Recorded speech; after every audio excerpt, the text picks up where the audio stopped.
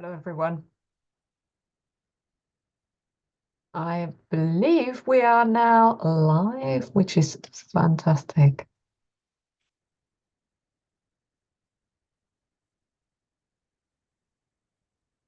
Hello, everyone. Hello, everyone. Today, I wanted to speak to you about starting points versus tipping points. Okay.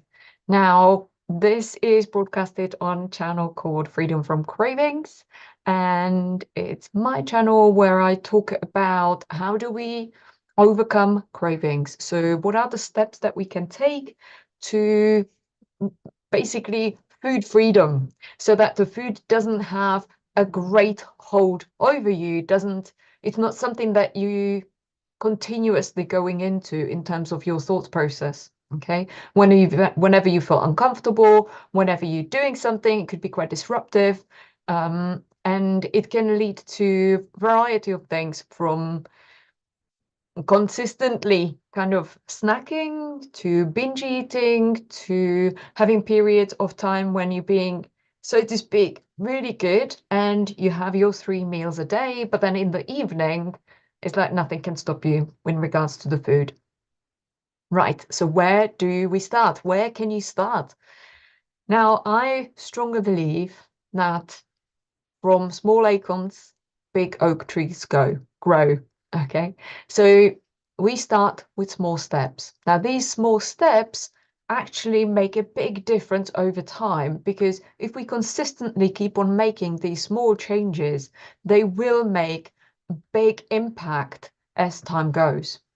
So first thing, I would say, if you are about to start on this journey, if you are considering a change because perhaps the way that you're currently eating doesn't work for you, it doesn't work for where you want your health to be. It may be something that is affecting your weight. It may be something that is affecting your digestion. It may be something that's affecting your self-esteem. In which case, if you're ready to make a change, doesn't always need to be a massive one. It doesn't necessarily need to be something that is taking over your life. That seems like something that you have to really pay an inordinate amount of attention. I find that if the change is nice and small, but powerful, that's the key, that it can make a huge amount of difference. Okay, and that's where we want to start. So the first thing is to pay attention. Okay, it is to slow down and simply observe what actually happens. What do you actually do? So if I leave you with one thing today, I want to leave you with just start paying attention. So when you are reaching for foods, pay attention to how you feel in that moment, where you're at. Is it at home? Who you with? What are your are you feeling stressed at that moment? Do you feel actually quite calm? You know, what else is going on? Literally just pay very gentle attention to it. You don't need to write anything down. You don't need to start tracking anything, nothing like that. It is purely to pay attention. Okay? The next step would be to slow things right down. Okay? So again, you're not making any direct changes. You're not suddenly starting with new meals. You're not starting on a new diet, nothing like that. But you are just allowing yourself to take that breather and realize what's happening so that you can then start making changes, but not just yet. The first thing is that observation. The first thing is to notice. That's where you want to start now. So the first thing is literally just pay attention. Don't change anything right now, but observe. Okay? So is it the time of day where you feel more vulnerable? And is it that when you're more vulnerable, you then reach for food? Is it that it's consistently there? Is food consistently on your mind?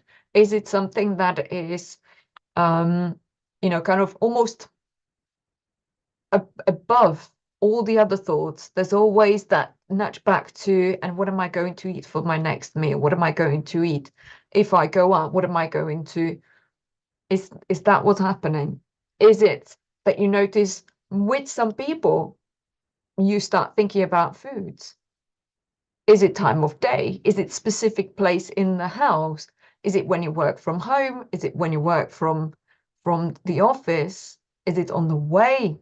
It's purely just noticing, because the more information you have, the more you can actually start making little changes again for great effect. But without that initial knowledge, just kind of thinking that might be it, that's not enough. We just need a little bit more information.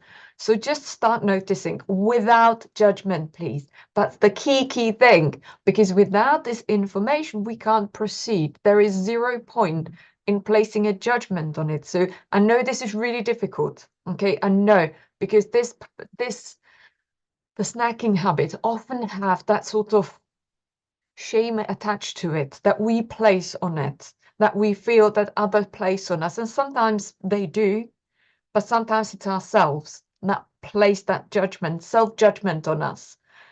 I'm doing it because my will isn't strong enough. I'm doing it because I'm not good enough. I'm not this or that. But that's not true.